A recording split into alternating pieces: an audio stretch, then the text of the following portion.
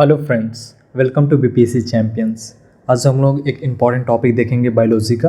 ठीक है, एंड कोशिश ये करेंगे कि पहले बेसिक कॉन्सेप्ट हम लोग देख लें, उसके बाद हम लोग घटना चक्र का पूरा क्वेश्चन लगा लेंगे। ठीक है, तो इससे क्या होगा कि कॉन्सेप्ट क्लैरिटी के साथ हमारे को घटना चक्र का पूरा क्वेश्चन हम लगा लेंगे, तो हमारे को एक बेटर एज मिलेगा। ठीक है, चलिए तो हम समझने की कोशिश करते हैं कि ये रेस्पिरेटरी सिस्टम होता क्या है। ठीक है, तो वर्ड को हम लोग ब्रेक करने की कोशिश करते हैं। कल वाला वीडियो में बताया था कि सिस्टम क्या होता है। ठीक है, तो बेसिकली देखा जाए तो रिस्पायर मतलब हम लोग सांस ले रहे हैं। ठीक है, तो जब हम लोग सांस ले रहे हैं तो ये जो भी सांस हम लोग ले रहे हैं वो एक सिस्टम की तरह काम कर रहा है, यानी कि जो हम एयर ब्रीथ कर रहे हैं, ठीक है, वो किसी चीज़ के लिए वो एक इनपुट की तरह होगा। ठीक है, इससे कुछ प्रोसेस होगा एंड आउटपुट के रूप में सर्टन थिंग्स निकलेगा। ठीक है, एग्जाम्पल कि रेस्पिरेटरी सिस्टम में क्या होता है कि बहुत सारे हमारे को सेल होता है। ठीक है, हमारे बॉडी में बहुत सारे सेल होते हैं। ठीक है, तो इसमें क्या होता है कि कोई भी सेल हुआ तो उस सेल को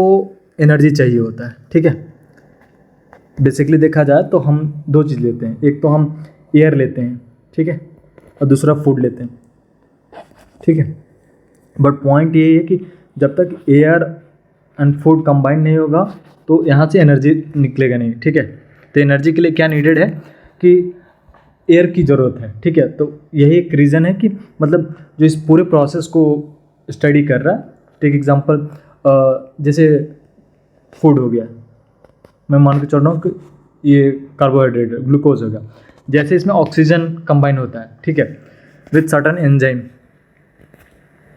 ठीक है, तो ये क्या होता है कि ये दो चीज़ रिलीज़ करता है, एक तो CO2 रिलीज़ करेगा, ठीक है, इसका बाई प्रोडक्ट H2O पानी एंड ATP एनर्जी है। ठीक है, सारे सेल को रिक्वायर्ड होंगे टू फंक्शन। ठीक है, यहाँ तक क्लियर है कि हम एयर का क्या काम है, हम क्यों मतलब रेस्पिरेटरी सिस्टम का क्या इंपॉर्टेंट हो गया कि जब तक एयर कंबाइन नहीं होगा ग्लूकोज के साथ तब तक एनर्जी CO2 O2 फॉर्मेशन नहीं होगा। तो एनर्जी के लिए हमें ज़रूरत है। यही एक रीज़न है कि मतलब हम क्यों सांसें लेते हैं या why do we respire, because to मतलब एनर्जी को रिक्वायरमेंट को फुलफिल करने के लिए। ठीक है, क्लियर है। अब हम समझने की कोशिश करते हैं ये सारा चीज़ कि ठीक है कि जो भी है कि मान के चलिए कि हमारे को रिस्पिरेशन एंड ब्रीथिंग में क्या डिफरेंस होता है। ये तो हम लोग ब्रीथिंग भी बोल सकते हैं ना, तो फिर इसको रेस्पिरेशन क्यों बोलें।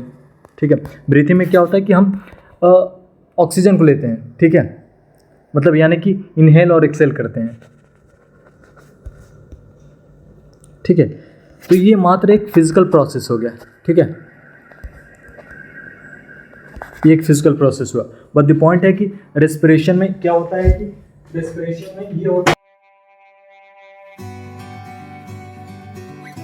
रेस्पिरेशन में क्या होता है कि देखा जाए तो इसमें दो चीज़ होता है कि जैसे O2 आया वो ग्लूकोज के साथ कंबाइन हुआ, ठीक है, वो CO2 H2O एंड ATP यानी कि एनर्जी का फॉर्मेशन हुआ with the help of enzyme. तो ये एक केमिकल प्रोसेस हो गया। ठीक है,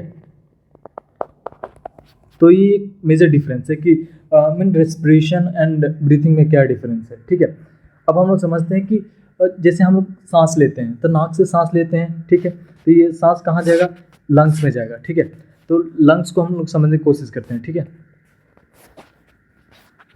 ठीक है, ऐसे करके रिब बने होते हैं। ठीक है, तो इसको हम लोग बोलते हैं चेस्ट कैविटी।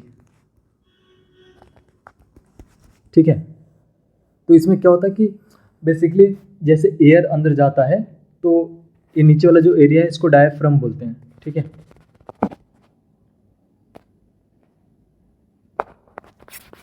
तो जब हम इनहेल और एक्सेल होता है तो मेनी टाइम क्या होता है कि समटाइम ये रिलैक्स होता है और दूसरे से ये अंडर द प्रेशर होता है। तो जब ये रिलैक्स होगा, ठीक है, तो रिब्स अंदर की तरफ आएंगे, मगर वही जब ये प्रेशर में होगा तो ये बाहर की तरफ जाएंगे। ठीक है, यानी कि अपोजिट मतलब रिएक्शन है।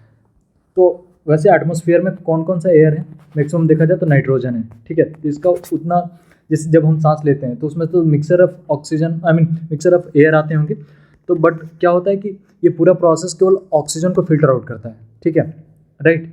उसी प्रकार हम जब एक्सेल करते हैं तो CO2 को बाहर किया जाता है। क्लियर है। रिस्पिरेटरी सिस्टम देखा जाए तो मतलब एक एडल्ट में कितना हम लोग कंसीडर करके चलते हैं कि रेस्पिरेटरी मतलब रेट कितना होता है, तो 12 से 16 मिनट होता है, ठीक है, आप याद रखिएगा। और फॉर एग्जांपल कि ये तो ठीक है नॉर्मल है, बट कभी कभी क्या होता है कि ऑक्सीजन की कमी होती है, ठीक है, तो उस फिनोमेना को क्या बोलते हैं, तो हाइपोक्सिया बोलते हैं, ठीक है। इतना बेसिक क्लियर है। अब चलिए हम लोग क्वेश्चन लगा लेते हैं। मतलब आपको मालूम होना चाहिए ना कि क्यों ये हम लोग रिस्पायर करते हैं, क्योंकि हमें एनर्जी की ज़रूरत होती है बॉडी में, ठीक है। डायफ्राम क्या होता है, ये सब बेसिक है, ठीक है।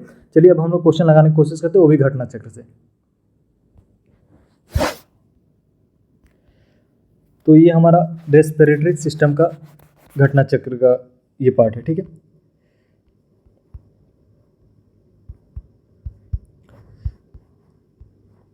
तो फर्स्ट क्वेश्चन बोल रहा है कि मैमल रिस्पायर बाय, ठीक है, तो इसका क्या होगा मैमल। तो देखिए हर चीज़ को ना, यदि आप क्वेश्चन कोई भी टफ लगे तो अपने आप को ना एग्जाम्पल सेट करके, we are the part of the mammal, यानी कि ह्यूमन भी पार्ट मैमल के हैं। तो हम लोग किस चीज़ से रिस्पायर करते हैं, तो लंग्स से, ठीक है, क्लियर है। Let's move to the second question.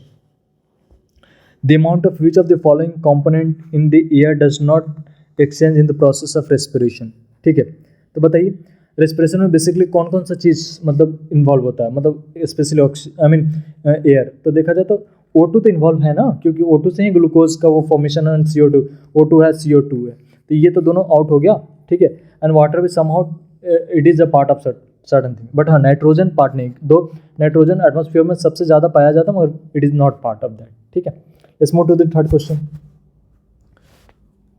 Oxygen transportation in human body take place through. अब बताइए कि ऑक्सीजन किसके थ्रू वो ट्रांस करता है, ठीक है। इसको करेक्ट सीक्वेंस में मतलब बताया गया है बोलने के। तो पहले तो लंग्स में, ठीक है, लंग्स के बाद ब्लड, अब ब्लड के बाद टिश्यू मतलब जैसे कि पहले लंग्स में आया, ठीक है, लंग्स के बाद ब्लड में गया, और ब्लड के थ्रू ही कोई सेल में जाएगा या टिश्यू में जाएगा, राइट, क्लियर है। Let's move to the next question. Site of gases exchange in the lungs कहाँ होता है, तो ये साइट ऑफ कहाँ होता है, तो बेसिकली देखा जाए तो क्या होता है कि ये हमारा लंग्स होता है, ठीक है, राइट। लंग्स में भी बहुत सारे पार्ट होते हैं, आपको मालूम होगा कि नॉस्ट्रल हो गया, ठीक है, कि जो नोज वाला पार्ट हो गया, ठीक है, फिर नॉस्ट्रल चैम्बर हो गया, उसके बाद फिर से हम आते हैं फॉर्क्स,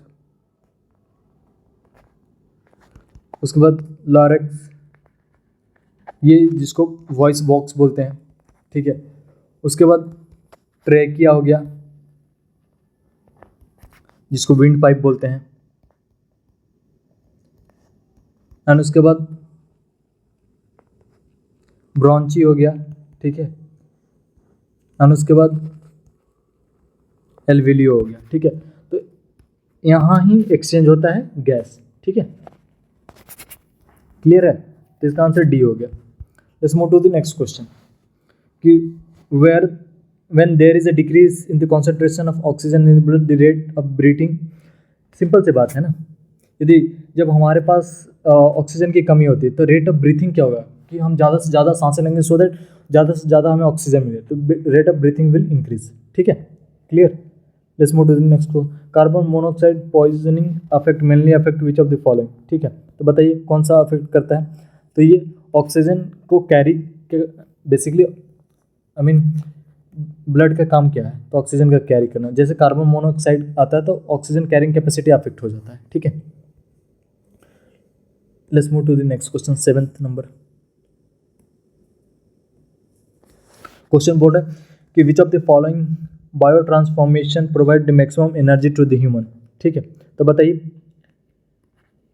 मैंने क्या बताया था कि एटीपी एनर्जी है, ठीक है, मगर मैक्सिमम एनर्जी कहाँ जनरेट होता है, एटीपी से लेकर एडीपी, क्लियर है। Let's move to the next question.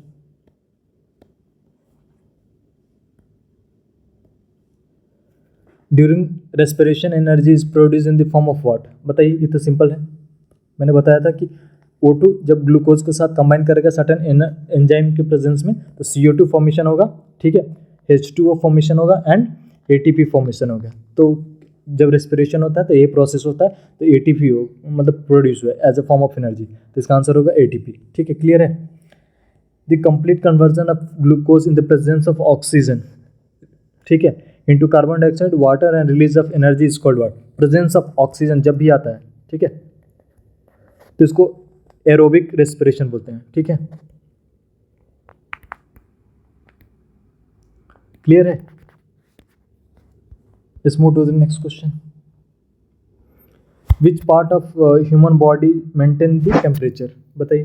तो ये लंग्स मेंटेन करता है टेम्परेचर ह्यूमन बॉडी का। ठीक है, एक छोटा सा टॉपिक था, पूरा ये 10 क्वेश्चन हम लोग लगा लिए। ठीक है, इससे क्या होगा कि मेजर पार्ट भी हम लोग समझ गए और जो भी मतलब एक होता है क्वेश्चन भी लगाना है, सो दैट कॉन्फिडेंस जनरेट हो जाएगा। ठीक है, thank you, have a good day. मेरा इनिशिएटिव अच्छा लगा तो please like and subscribe this channel.